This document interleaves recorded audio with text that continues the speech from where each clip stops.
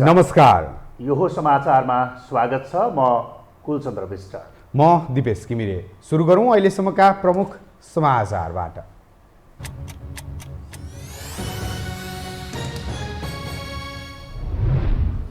सत्ता गठबन्धनका शीर्ष नेताहरूबीच भेटवार्ता, एमसीसी र निर्वाचन सहित समसामयिक राजनीतिक विषयमा छलफल, गठबन्धनलाई निर्वाचन समय लैजाने समझदारी।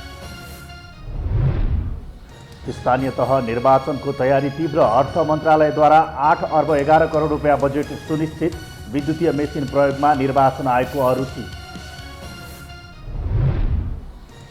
निलम्बित प्रधान न्यायाधीश जबरालाई न्यायपालिकामा पुनः स्वीकार गर्न नसकिने बार एसोसिएसनको जिकिर, महाभियोग प्रस्तावमाथि यथाशीघ्र कारबाहीको प्रक्रिया थाल्न माग।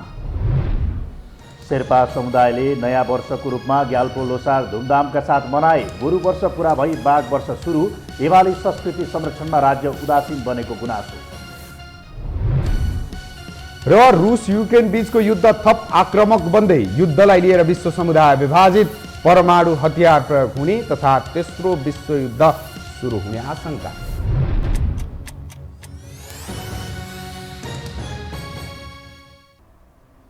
अब समाचार विस्तारमा। सत्ता गठबन्धनका शीर्ष नेताहरूबीच एमसीसी र समसामयिक राजनीतिक घटनाक्रमबारे छलफल भएको छ। आज प्रधानमन्त्री निवास बालुवाटारमा भएको सत्ता सञ्चार दलको बैठकपछि सञ्चारकर्मीहरूसँग बोल्दै सञ्चार तथा सूचना प्रविधि मन्त्री ज्ञानेन्द्र बहादुर कार्कीले एमसीसी परियोजनालाई 5 वर्षभित्रमै सक्ने सरकारको लक्ष्य रहेको बताउनुभयो। उहाँले 5 वर्षभित्रमा करिब 315 मिटर ट्रान्समिसन लाइन र अन्तर्राष्ट्रिय स्तरको सडक निर्माण गर्ने लक्ष्य पूरा गरेर मुलुकको गरिबी निवारण र देशलाई दिगो आर्थिक विकासतर्फ अघि बढाउने लक्ष्य सरकारको रहेको बताउनुभयो। आजको बैठकमा विकसित राजनीतिक परिस्थितिको बारेमा सरकारको भूमिका र संसद अवरोधका बारेमा छलफल केन्द्रित भएको उहाँले बताउनुभयो। अबको विकसित राजनीतिक परिस्थितिको बारेमा सरकारको के भूमिका रहने, गठबन्धन दलहरूको के भूमिका रहने र कसरी हामी अगाडि बढ्ने, यसै विषयमा छलफल केन्द्रित रह्यो। मन्त्री कार्कीले यो गठबन्धन देशमा सुशासन, स्थायित्व र विकासका लागि बनेकाले अझै अघि बढ्ने बताउनुभयो।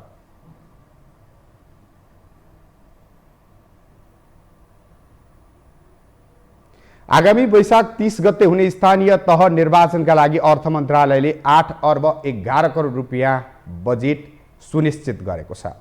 निर्वाचन आयोगले गर्ने नियमित पत्रकार भेटघाट कार्यक्रममा बोल्दै आयोगका प्रवक्ता शालिग्राम शर्मा पौडेलले 2079 वैशाख 30 गते हुने स्थानीय तहको निर्वाचन सञ्चालन तथा व्यवस्थापनका लागि आयोगले अर्थ मन्त्रालयबाट 8 अर्ब 11 करोड रुपियाँको बजेट सुनिश्चितता प्राप्त गरेको बताउनु भएको हो।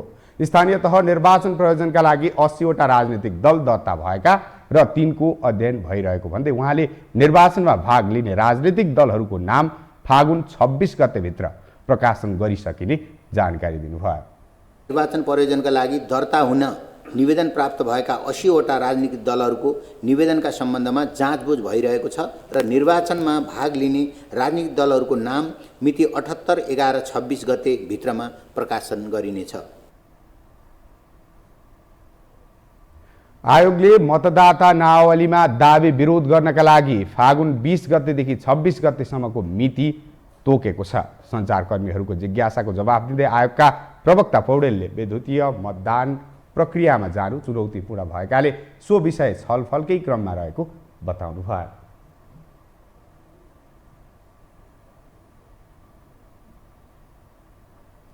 राजनीतिमा नैतिकता र अस्तित्व स्वीकारको परम्परा हट्दै जाँदा शीर्ष नेतृत्वमै विश्वासको खडेरी पैदा भएको छ। तल्लो स्तरको गाली र बोली अनुसारको व्यवहार देखाउन नसक्दा नेताप्रति नागरिकको विश्वास पनि कम हुँदै गएको हो। अर्कोतर्फ एकले अर्कालाई दलाल करार गर्ने नाममा सबै नेताहरू नै दलाल भएको भाष्य समेत स्थापित हुँदै गएको छ। एक रिपोर्ट।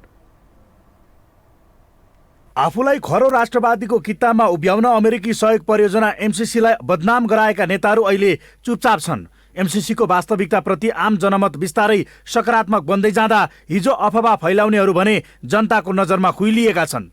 वैकल्पिक राजनीतिको वकालत गर्दै विवेकशील साझा पार्टीको नेतृत्व गरेका रविन्द्र मिश्र कुनै समय पृथ्वी नै पल्टाइदिने झैँ गरेर अघि बढेका थिए। देश खराब राजनीतिको चक्रव्यूहमा परेको बताउँदै विकल्पको ठेक्का आफूले मात्र लिए जसरी प्रस्तुत हुने गरेका उनी अन्ततः विचारभन्दा माथि देश भन्दै राजतन्त्रको मुद्दामा फर्किएका छन्। मिश्रले आम मानिसको वैकल्पिक राजनीतिप्रतिको धारणामा चिसो पानी खनाइदिएपछि नयाँ बहस नै सिर्जना गरेको छ। धर्मको राजनीति गर्ने कमल थापाले गीताको कसम नै तोडिदिए। कहिल्यै पार्टी नफुटाउने कसम खाएका उनले हारको पीडा सहन सकेनन्। अन्ततः राप्रपा नेपालको नेतृत्व लिएर आफ्नै कसमलाई गलत तुल्याइदिएका छन्। मधेसी दलहरूले गरेको धोकाधडीको हिसाब किताब नै छैन। मधेसको सच्चा नेतृत्वकर्ता आफू मात्र रहेको बताउने उनीहरू बेहिसाब एकता र टुटफुटको रडाको मचाइरहेका छन्। सत्ता पाउन साथ मधेसका मुद्दालाई तिलाञ्जली दिन पछि नपर्ने उनीहरूलाई मधेसमै अर्को विकल्पले चुनौती दिन थालिसकेको छ। यी उदाहरणहरूले नेताको बोली, चरित्र र व्यवहारमा देखिएको फरकपन प्रष्ट पारेको छ, जसले नेताप्रतिको सर्वसाधारणको विश्वास कम हुँदै गएको छ। एउटा के छ भने तपाईसँग इन्टेग्रिटी हुनु पर्यो, इमान हुनु पर्यो सबभन्दा पहिले। त्यसपछि के हुनु पर्यो भने तपाईँको विवेक हुनु पर्यो, कन्सायन्स, तीनवटा सीमा चाहिँ है। अब तपाईँसँग त्यो पनि छैन, कन्सायन्स पनि छैन, तपाईँसँग त्यो एउटा कमिटमेन्ट पनि छैन। यो दुईवटा कुरा देखिएन कि धेरैसँग। र त्यो भएपछि तपाईँको जतिसुकै तपाईँ योग्य भए तापनि नेताहरू योग्य नभएका होइनन्, तर उनीहरूको त्यो सबभन्दा प्रायोरिटी कुरा उनको अनेस्टी हो क्या, त्यो इन्टिग्रिटी देखिएन। बिहान एउटा कुरा भनेको छ, साँझमा एउटा कुरा भनेको छ। त पब्लिकको मेमोरी त्यति कमजोर हुँदैन, उनको महिना धेरै लामो हुन्छ।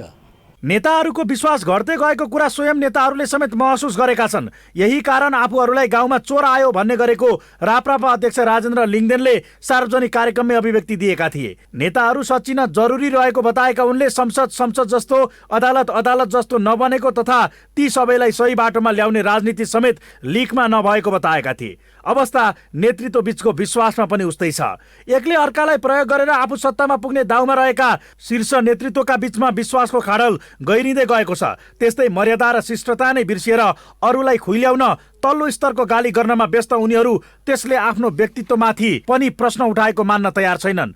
एकले अर्कालाई दलालको करार गर्ने र आफू मात्र सही बन्न लागि पर्ने नेताहरू आफू सिसाको घरमा बसेर अर्को घरमा ढुङ्गा प्रहार गरिरहेका छन्। को दलाल होइन को होइन भन्ने कुरा मैले भन्ने कुरा भएन, देखिराखिएछ नि, जुन घाम चाहिँ देखिएछ। विश्वास गर्ने व्यवहार गर्नु पर्यो नि। विश्वास नगरे बारम्बार यिनीहरू चाहिँ देश बेच्न लाइसेन्स लिएर किन आउँथ्यो, जनताले विश्वास गरे भरम परेको छ नि जनतालाई।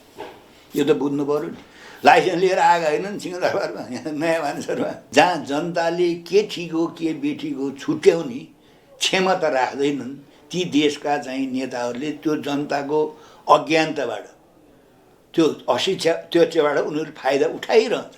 हुन त जनताका लागि राजनीति गरेको भन्ने रटान लगाउन कुनै पनि राजनीतिक दल पछि पर्दैनन्, तर उनीहरूको क्रियाकलाप सत्ता केन्द्रित मनोवृत्तिबाट माथि उठ्न सकेको छैन भने दलहरू पनि सत्तामा पुग्ने माध्यममा मात्र सीमित बनेका छन्। आम नागरिकले महसुस गर्ने गरी परिवर्तन ल्याउनेतर्फ बहस गर्न नसक्ने उनीहरू कुराले भने स्विजरल्यान्डको सपना बाँडिरहेका छन्। राज्यको सबै स्थान र अङ्गमा चरम राजनीतिकरण गरेर आफ्ना स्वार्थ सिद्धिमा लागेका नेताहरूको कारण नागरिकले भने राज्य हुनुको अनुभूति गर्न सकेका छैनन्। यो हो टेलिभिजनका लागि कुलचन्द्र विष्ट, काठमाडौँ। अब बाँकी समाचार। नेपाल बार एसोसिएसनको अखिल नेपाल कानुन व्यवसायी राष्ट्रिय सम्मेलनले निलम्बित प्रधान न्यायाधीश चोलेन्द्र शमशेर जवरालाई न्यायपालिकामा पुनः स्वीकार गर्न नसक्ने घोषणा गरेको छ। बिहिबार काठमाडौँमा आयोजित पत्रकार सम्मेलनमा एसोसिएसनले निलम्बित प्रधान न्यायाधीश चोलेन्द्र शमशेर जवरालाई न्यायपालिकामा पुनः स्वीकार गर्न नसक्ने घोषणा गरेको हो। पत्रकार सम्मेलनमा बोल्दै नेपाल बार एसोसिएसनका महासचिव लीलामणि पौडेलले अब जुनसुकै अवस्थामा पनि प्रधान न्यायाधीश चोलेन्द्र शमशेर जवरालाई न्यायपालिका र सार्वजनिक दायित्वको पदमा स्वीकार गर्न नसकिने बताउनु भयो। उहाँले प्रतिनिधि सभामा दर्ता भएको प्रधान न्यायाधीश जवरा विरुद्धको महाभियोगको प्रस्तावमाथि यथाशीघ्र कारबाहीको प्रक्रिया थाल्न पनि सम्मेलनले माग गरेको बताउनु भयो।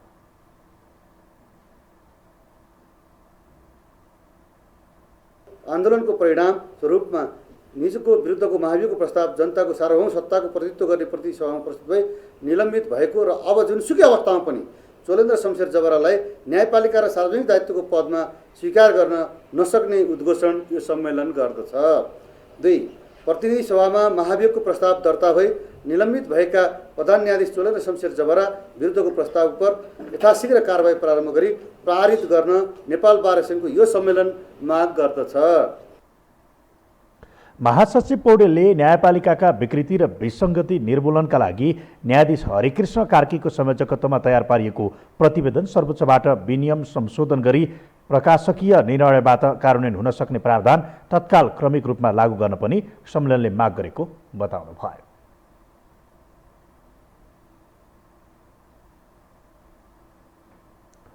आज ग्याल्पो लोसार हिमाली क्षेत्रमा बसोबास गर्ने शेर्पासहित विभिन्न समुदायले हर्षोल्लासका साथ यो पर्व मनाएका छन्। प्रत्येक वर्ष फागुन शुक्ल प्रतिपदाका दिन मनाउने सांस्कृतिक पर्व ग्याल्पो लोसारलाई नयाँ वर्षको रूपमा मनाइने गरिन्छ। एक रिपोर्ट। महायानी बौद्ध धर्मावलम्बीहरूको राष्ट्रिय चाड छुफो ताक्लो 2149औं ग्याल्पो लोसार आजबाट सुरु भएको छ। ग्याल्पो लोसारको अवसरमा सरकारले सार्वजनिक बिदा दिएको छ। राष्ट्रपति विद्यादेवी भण्डारी, प्रधानमन्त्री शेरबहादुर देउबा, उपराष्ट्रपति नन्दबहादुर पुन लगायतले लोसारको अवसरमा शुभकामना व्यक्त गरेका छन्। विशेषतः शेर्पा समुदाय साथै अन्य महायानी बौद्ध परम्परा मान्ने हिमाली समुदायले हर्षोल्लासका साथ मनाउने ग्याल्पो लोसार प्रत्येक वर्ष फागुन शुक्ल प्रतिपदाबाट सुरु भई 15 दिनसम्म मनाइने गरिन्छ। लोको अर्थ वर्ष र सारको अर्थ नयाँ अर्थात् पुरानो वर्षलाई विदाई गर्दै नयाँ वर्षको सुरुवात हो। यो वर्ष भोट चन्द्र पात्र अनुसार लाङ्लो अर्थात् गोरु वर्षलाई विदाई गर्दै ताक्लो अर्थात् बाघ वर्ष सुरु भएको छ। आजदेखि लिएर अब 15 दिनसम्म चाहिँ हामीले विभिन्न यो धार्मिक पर्वहरू मनाउँदै विशेष गरेर बौद्धनाथ, स्वयम्भू, नमोबुद्ध, लुम्बिनी आदि ठाउँहरूमा चाहिँ ध्वजा पताकाहरू लगाउने, विघ्न बाधाहरू हटाउनको लागि समग्र जगतहितको प्रार्थना गर्दै सम्पूर्ण बौद्ध धर्मावलम्बीहरूले चाहिँ यो लोसार मनाउने गर्दछ। 15 दिन मनाउने भने चाहिँ पहिला शाक्यमुनि बुद्धले बुद्धत्व प्राप्त गरेको केही वर्ष पछाडि चाहिँ यो गैर बौद्धलम्बीहरूसँग बुद्ध भगवानको चाहिँ शास्त्रार्थ हुनुभएको थियो। त्यो शास्त्रार्थ चाहिँ 15 दिनसम्म चलेर 15 दिनको दिन चाहिँ अन्तिम भएको थियो। त्यसमा चाहिँ शाक्यमुनि बुद्धले विजय प्राप्त गरेको हुँदाखेरि यो 15 दिनसम्म त्यसैको आधारमा लोसार पनि 15 दिन मनाउने गर्छ। कोरोना महामारीका कारण नियमित रूपमा हुने ठूला सांस्कृतिक कार्यक्रमहरू यो वर्ष पनि प्रभावित भएको छ। तथापि विगतको वर्षहरूमा भन्दा तुलनात्मक रूपमा सहज भएको छ। मुलुकभित्र मात्र नभई शेर्पाहरूको बाहुल्यता भएका विभिन्न अन्य मुलुकमा समेत लोसार भव्यताका साथ मनाउने गरिएको छ। पारिवारिक भेटघाट, एकअर्कामा शुभकामना आदान प्रदान, वर्षभरिको नयाँ वर्षको सुरुवात गर्दाखेरि जसरी हामी एउटा चाहिँ बिरुवा रोप्छौँ त्यसै गरी नै यो नयाँ वर्ष आउँदै गर्दाखेरि एकअर्कालाई शुभकामना दिने, वर्षभरिकै चाहिँ दिन राम्रो होस् भनेर चाहिँ मनाइन्छ। अब हामी शेर्पाहरूको चाहिँ लोसार चाहिँ के भन्छ नयाँ वर्ष फेर्ने हो शेर्पाको। त्यसै भएर हामी शेर्पाले चाहिँ लोसारले चाहिँ लोसम्बा फेर्ने भएको कारणले लोसार भनिन्छ।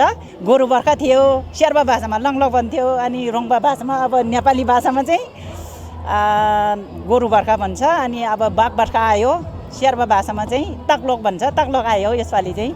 विगतमा हिमाली क्षेत्रमा मात्र सीमित लोसार पर्व अहिले राष्ट्रिय स्तरमा मनाउन थालिएको छ। नेपालको हिमाली क्षेत्र साहसिक पर्यटन मात्र नभई धार्मिक तथा सांस्कृतिक रूपमा समेत प्रचुर सम्भावना भए पनि राज्य बेखबर भएको संस्कृति अभियन्ताहरूको आरोप छ। हिमाली समुदायको संस्कृति संरक्षणमा राज्यको ध्यानाकर्षण हुनुपर्ने उनीहरूको माग छ। यद्यपि यो वर्ष चाहिँ नेपाल सरकारले यसमा पूर्ण न्याय दिएको छ र नेपाल सरकारले सार्वजनिक बिदा दिएर चाहिँ लोसार पनि हाम्रो सम्पूर्ण नेपालीको चाड हो भनेर चाहिँ छुट्टी दिँदै गर्दा यसमा एउटा खुसी त हुने नै भयो। त्यसप्रति नेपाल सरकारप्रति हामी धन्यवाद ज्ञापन गर्दछौँ। तर यो छुट्टी दिएर मात्रै पुगेन, नेपाल सरकारले जति चाहिँ हिमाली भूभागको संस्कार संस्कृतिमाथि चाहिँ लगानी गरेर र हिमाली भूभागले पनि अपनत्व हुने खालको चाहिँ काम गर्नुपर्थ्यो त्यो चाहिँ भएको अहिले हामीले चाहिँ महसुस भएको छैन। आदिवासी समुदायले आफ्नो पर्वहरू अझै पनि राज्यसँग अधिकार खोज्ने अभियानका रूपमा मनाउँदै आएको छ। राष्ट्रिय चाड ग्याल्पो लोसारलाई हिमाली समुदायले हिमाली क्षेत्रको संस्कृति संरक्षण र प्रवर्धनमा राज्यको ध्यानाकर्षण गराउने अभियानको रूपमा समेत मनाउँदै आएका छन्। यो हो टेलिभिजनका लागि क्यामेरामा सिरस श्रेष्ठका साथमा निम्लेकी शेर्पा, काठमाडौँ। हामीसँग समाचार बाँकी नै छन्, अहिलेलाई विश्राम।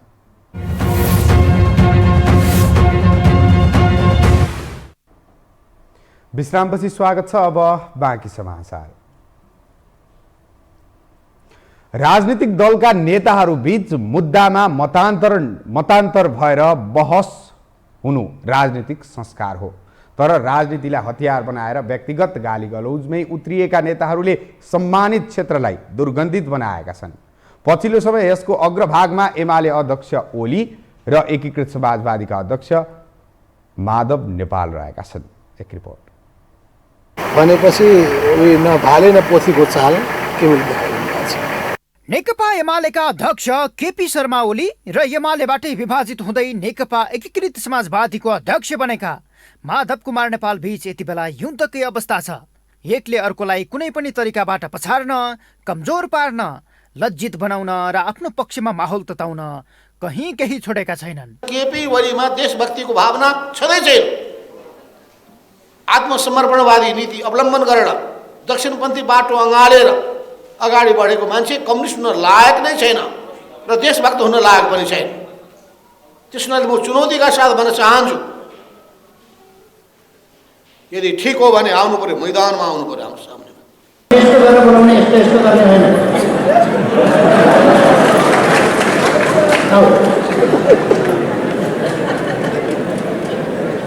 पाँचै दलले डेट वैशाख 31 गतेको चुनाव सार्न दर्पित भएको मुद्दा प्रधान न्यायाधीशमाथि महाअभियोग लगाएर फेरि त्यो मुद्दा उहाँ दर्ता गरिराखेका छन्। हामी बुझ्दैनौँ गठबन्धन टुट्छ। यिनको हुती छ गठबन्धन टुटाएर एक्लै लड्ने कसैको। ठिक छ, वैशाख 30 गतेसम्म एक झट्का एकपल्ट हामी त्यहाँ 7 दिन नउठ्ने गरी पछाड्छ।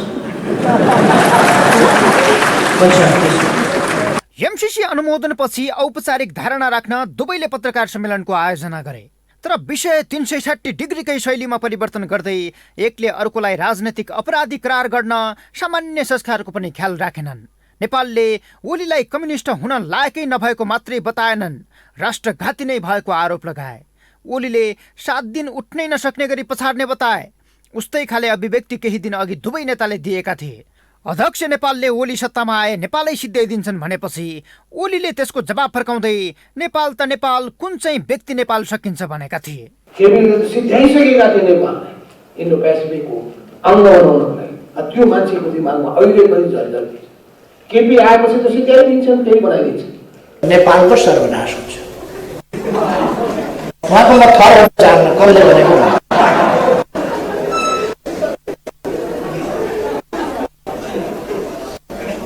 त्यो किन आएन उहाँ त्यति साथ? नेपालको पार्टी पनि ध्वस्त हुन्छ अरे, चुनावमा पनि नेपालको पार्टीले चाड्छ अरे, नेपाल समाप्त हुन्छ। अनि एमसीसी पास भएको त त्यस कारणले भन्नुहुन्छ उहाँ।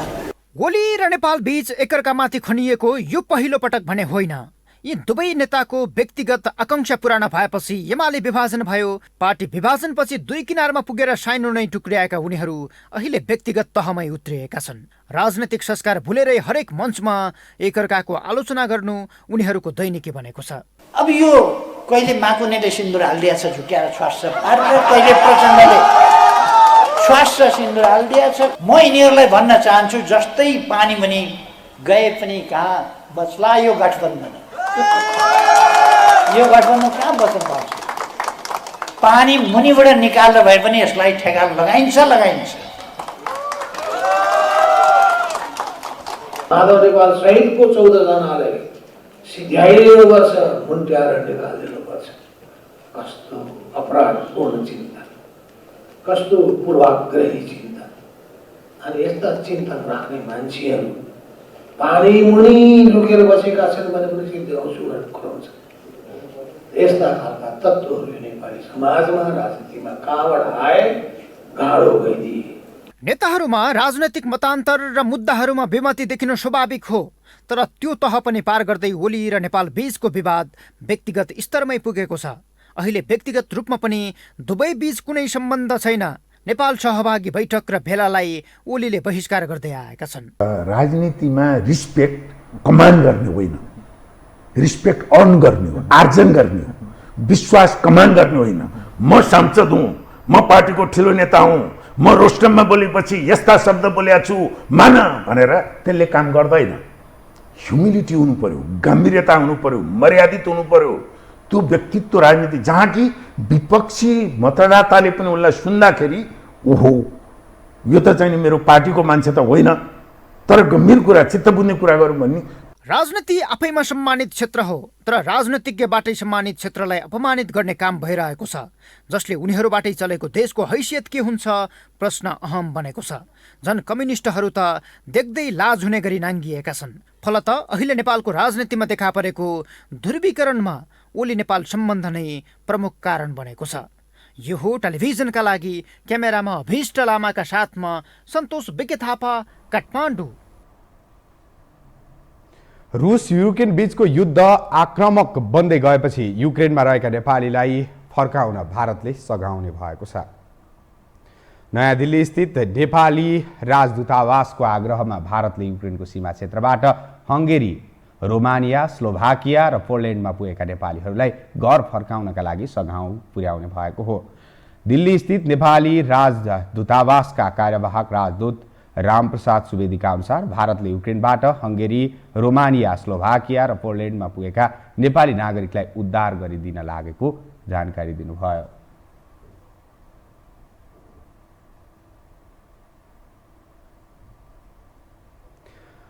नोबेल मेडिकल कलेजका विद्यार्थीले अन्य शैक्षिक संस्था र शिक्षण अस्पतालमा पढ्नका लागि स्थानान्तरणको माग राख्दै रिले अनसन सुरु गरेका छन्। आजदेखि नोबेल मेडिकल क्याम्पसमा MBBS पढ्ने विद्यार्थीले अनसन सुरु गरेका हुन्। नोबेल कलेजबाट पीडित विद्यार्थीहरूले सरकारले बनाएको नियम कानुन नमान्ने, क्याम्पसबाट अन्य शिक्षण अस्पतालमा पढ्ने वातावरण सहित अन्य जान पाउने व्यवस्था गर्न सरकारसँग माग राख्दै रिले अनसन सुरु गरेका हुन्। भौतिक सुरक्षा कायम गर्नको लागि हामीले चाहिँ कुनै पनि अतिरिक्त शुल्क नलिने ठाउँमा प्लस हाम्रो शैक्षिक र भविष्यको सुनिश्चितता हुने ठाउँमा चाहिँ हामीलाई स्थानान्तरण गरिदियोस् भन्ने चाहिँ चाहना हो शिक्षा आयोगमा। यो कुरा चाहिँ हामीले शिक्षा आयोग, शिक्षा मन्त्री लगायत हाम्रो देशका प्रधानमन्त्रीलाई पनि यो कुराहरू हामीले भनिसकेका छौँ।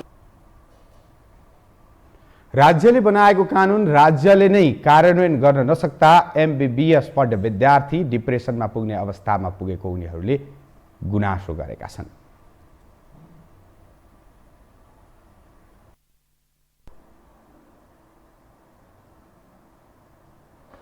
अब बाँकी समाचार। विज्ञापन बोर्डका अध्यक्ष लक्ष्मण हुमागाईले विज्ञापन सम्बन्धी आचार संहिता सञ्चार माध्यमहरूलाई नियन्त्रण गर्ने नभई नियमनका लागि बनाइएको बताउनु भएको छ। आज विभिन्न सञ्चार माध्यमसँगको छलफलपछि अध्यक्ष हुमागाईले यस्तो बताउनु भएको हो। उहाँले विज्ञापन सम्बन्धी आचार संहिताले विज्ञापन बजारमा देखिएका विकृति र विसङ्गतिलाई अन्त्य गर्न सहयोग गर्ने बताउनु भयो। अध्यक्ष हुमागाईले आचार संहिताले विज्ञापन बजारलाई पारदर्शी बनाउने बताउनु भयो।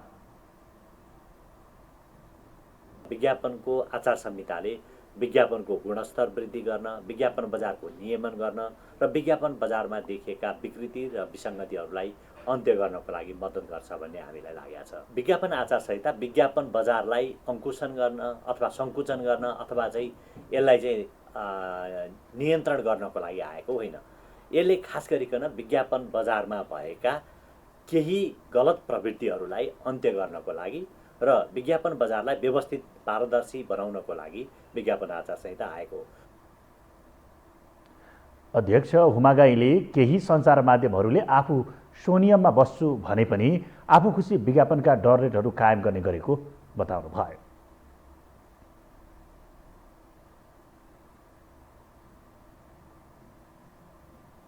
पछिल्लो 24 घण्टामा नेपालमा थप 105 जनामा कोरोना संक्रमण पुष्टि भएको छ।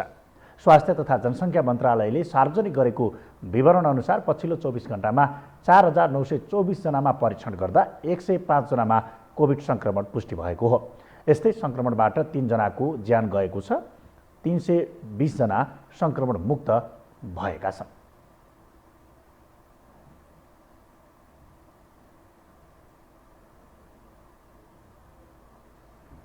अब पालो अर्थ समाचारको।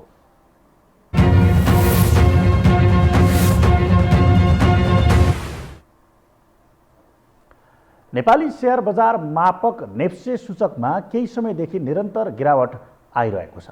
समग्र अर्थतन्त्रका सूचकमा गिरावट आउनु र बैंकहरूमा लगानी योग्य रकम अभावले बजार प्रत्यक्ष प्रभाव परिरहेको छ। एक रिपोर्ट। नेपाली शेयर बजारमा सोझा लगानीकर्ता यानि कि ज्ञान कम भएका लगानीकर्ता करिब 91% छन् भन्ने गरिन्छ। त्यसको पुष्टि अहिलेको अस्थिर बजारले समेत गरेको छ। बजार घटेको बेला तिनै 9% लगानीकर्ताले शेयर खरिद गर्छन् भने अरू लगानीकर्ता अझै घट्ने हो कि भन्दै बेच्नतिर लाग्छन्। त्यस्तै तिनै लगानीकर्ता बजार बढेको बेला किन्न तम्सिन्छन् भने बजार बुझेकाले बेच्न थाल्छन्। त्यस्तै परिस्थितिको सृजना भएको छ यो साता पनि। शेयर बजारमा गिरावट आउने क्रमले यो साता पनि निरन्तरता पायो। शेयर बजार तल झर्ने क्रम नरोकिँदा आम लगानीकर्ता अन्योलमा परेका छन्। वित्तीय प्रणालीमा तरलता सङ्कुचन र ब्याजदर वृद्धिले बजारलाई अप्ठ्यारो पारेको अनुमान गरिएको छ। त्यसमाथि अस्थिर राजनीति पनि मुख्य कारण मानिएको छ। घटेका बेला लगानीकर्ताहरू थप आत्तिएर बिक्री गर्ने भएकाले पनि सूचक थप दबावमा परेको देखिन्छ। त्यसमाथि सरकार एउटा पार्टीको, अर्थमन्त्री अर्को पार्टी र गभर्नर अर्कै पार्टीको भएकाले शेयर बजारका लागि बन्ने नीति 1 हप्ता 1 महिना तथा दिनै पछि परिवर्तन हुने गरेकाले बजारमा समस्या देखिन्छ। बजारलाई चलाउने भनेको सेन्टिमेन्टले हो हैन, किनभने कोही नेताले या त नियामक निकायले केही बोलिदिँदाखेरि शेयर बजार किन घट्छ भनेर आरोप लगाइरहनुहुन्छ नि। तर उहाँहरूले बोल्ने नीति जे कुरा बोल्नुहुन्छ नि उहाँहरूले लिने नीति पनि त्यही हो नि। त्यसले गर्दा बजारलाई असर गर्छ। उसै पनि यो 6 महिनाको बिचमा त बजारमा धेरै उतार चढाव भएको छ हैन। बजारलाई असर गर्ने राजनीतिक अवस्था भयो, तरलता भयो, विभिन्न समयमा फैलिने अफवाहहरू भए। अहिले त जुन समस्या छ एमसीसीको काण्ड लिएर यसले पनि त बजारलाई प्रत्यक्ष रूपमा असर गरिरहेछ हैन।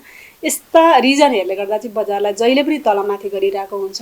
बजार निरन्तर घट्ने मात्र गर्दैन, तल झरेको बजार फेरि माथि पनि जान्छ। लगातार घट्दा बजारमा शेयर भाउ निकै सस्तो भइसकेको छ। सस्तो भएकाले अब बिस्तारै अल्पकालीन कारोबारी र लगानीकर्ता दुवै आकर्षित हुने अनुमान गर्न सकिन्छ। घटेको मूल्यमा शेयर खरिद गर्न व्यक्तिगत र संस्थागत दुवै थरी लगानीकर्ता आकर्षित हुने गर्छन्। त्यस्तै म्युचुअल फन्डहरूले पनि बजार घट्ने दाउ हेरिरहेका हुन्छन्। यसर्थ घटेका बेला बिस्तारै किन्दै जाँदा बढेका बेला बेच्ने अवसर प्राप्त हुन सक्छ। यसका लागि लगानीकर्ताहरूले सम्बन्ध कम्पनीहरूको EPS, P रेसियो, नाफा, रिजर्भ लगायतका सूचकमा ध्यान दिनुपर्ने हुन्छ।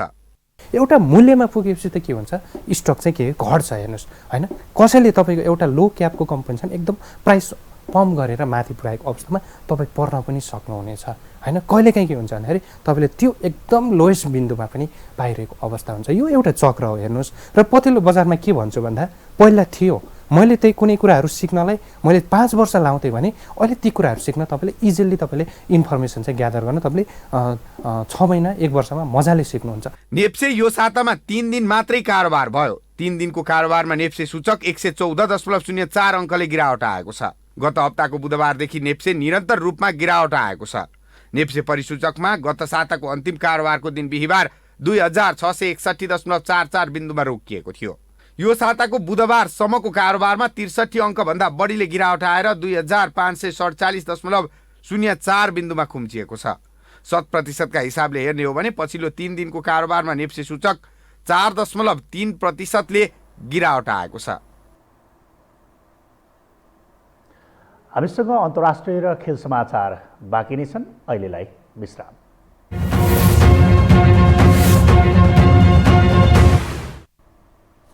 विश्रामपछि स्वागत छ। अब पालो अन्तर्राष्ट्रिय समाचारको।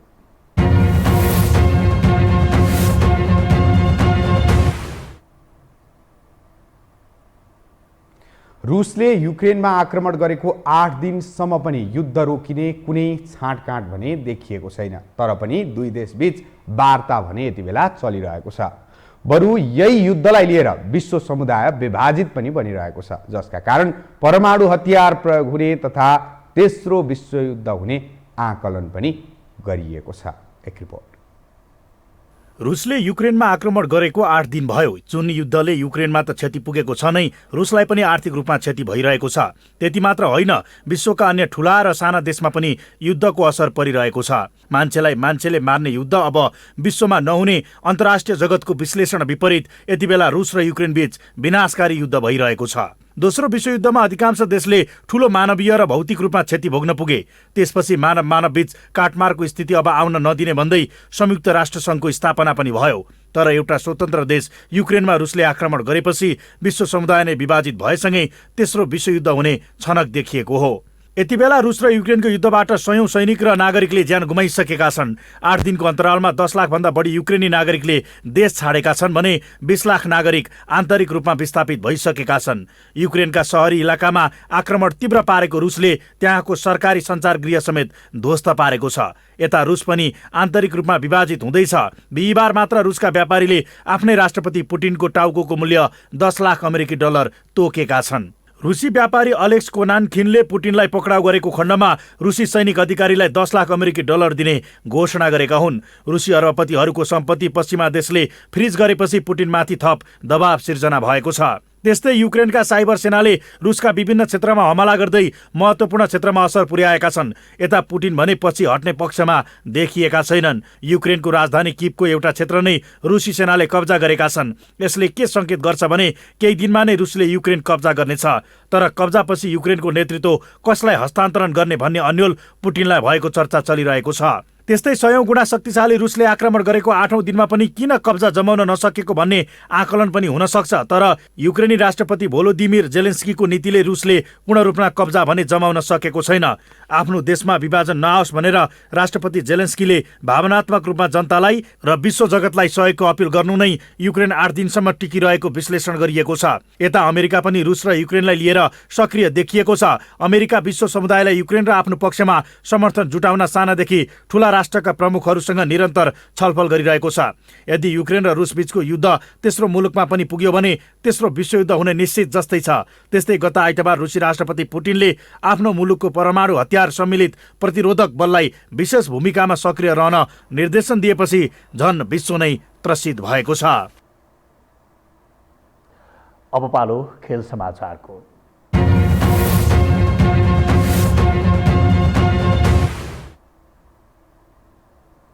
नेपाल सुपर लिग NSL को साबिक विजेता काठमाडौँ रेजर्सले मार्की खेलाडी विकेश कुथु र मुख्य प्रशिक्षकको रूपमा बालगोपाल महर्जनलाई निरन्तरता दिने भएको छ। आयोजक काठमाडौँ रेजर्सले NSL को दोस्रो संस्करणका लागि मार्की खेलाडीको रूपमा गोलरक्षक विकेश र मुख्य प्रशिक्षकका रूपमा बालगोपाललाई नै निरन्तरता दिँदै सार्वजनिक गरेको हो। Nepal sports and event management प्रणालीको आयोजनामा हुन लागेको दोस्रो संस्करणको फ्रेन्चाइज लिग NSL का लागि शुक्रबार अक्सन हुँदैछ। सोही कारण मार्की खेलाडीको टुङ्गो क्लबहरू लागि परेका छन्। आफन्त हुन पाउँदा धेरै खुसी छु र गत वर्ष चाहिँ यसपालि पनि एउटा हाम्रो राम्रो टिम कम्बिनेसन युनिटी भएर नै जाने र हाम्रो डिफेन्डिङ टाइटल जुन छ हाम्रो त्यो डिफेन्ड गर्ने हाम्रो लक्ष्य हो। गत सिजनका 7 र थप 3 टोली गरी आसन्न संस्करणमा कुल 10 टोलीले दोस्रो संस्करणमा प्रतिस्पर्धा गर्दैछन्। सोही क्रममा साबिक विजेता काठमाडौँले अघिल्लो संस्करणकै मुख्य प्रशिक्षक बालगोपाल महर्जनलाई सार्वजनिक गरेको हो। सार्वजनिक कार्यक्रमपछि बोल्दै प्रशिक्षक बालगोपाल महर्जनले अघिल्लो संस्करणमा खेलाडीको मेहनतले उपाधि उचाल्न सफल भएको र आसन्न संस्करणमा पनि अघिल्लो संस्करणको लयलाई निरन्तरता दिने बाचा गरे। स्टेडियम होस्ट हामी टिम र यसपालि पनि हामीले यो होस्ट टिमलाई होस्ट ठाउँमा नै हामी यो ट्रफी हामी ल्याउनलाई हामी प्रतिबद्ध गर्छौँ। प्रतिबद्ध गर्दै हामी राम्रो मिहिनेत गर्छौँ, कोसिस गर्छौँ। आशा छ आगामी दिनमा अब यसको उपलब्धि चाहिँ राम्रो होस् भन्न चाहन्छु। चैत्र 26 गतेदेखि सुरु हुने तयारीमा रहेको NSL मा गत संस्करणको विजेता काठमाडौँ रेजर्स सहित उपविजेता Dhangadhi FC, Lalitpur city football club, Butwal Lumbini, Pokhara thunders FC चितवनसँगै नयाँ क्लबहरू झापा एफसी, मेची इलाम र वीरगञ्ज युनाइटेडले प्रतिस्पर्धा गर्नेछन्।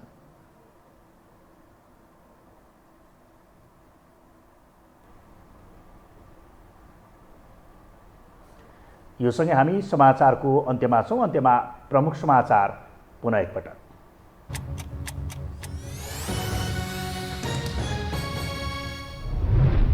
सत्ता गठबन्धनका शीर्ष नेताहरूबीच भेटवार्ता, एमसिसी र निर्वाचनसहित समसामयिक राजनीतिक विषयमा छलफल, गठबन्धनलाई निर्वाचनसम्म लैजाने समझदारी। स्थानीय तह निर्वाचनको तयारी तीव्र, अर्थ मन्त्रालयद्वारा 8 अर्ब 11 करोड रुपियाँ बराबरको बजेट सुनिश्चित, विद्युतीय मेसिन प्रयोगमा निर्वाचन आयोगको अरुचि। निलम्बित प्रधान न्यायाधीश जबरालाई न्यायपालिकामा पुनः स्वीकार गर्न नसकिने बार एसोसिएसनको जिकिर, महाभियोग प्रस्तावमाथि यथाशीघ्र कारबाहीको प्रक्रिया थाल्न माग। शेर्पा समुदायले नयाँ वर्षको रूपमा ग्याल्बो लोसार धुमधामका साथ मनाए, गोरु वर्ष पूरा भई बाघ वर्ष सुरु, हिमाली संस्कृति संरक्षणमा राज्य उदासीन बनेको गुनासो। र रुस युक्रेन बीचको युद्ध थप आक्रामक बन्दै, युद्धलाई लिएर विश्व समुदाय विभाजित, परमाणु हतियार प्रयोग हुने तथा तेस्रो विश्वयुद्ध सुरु हुने आशंका।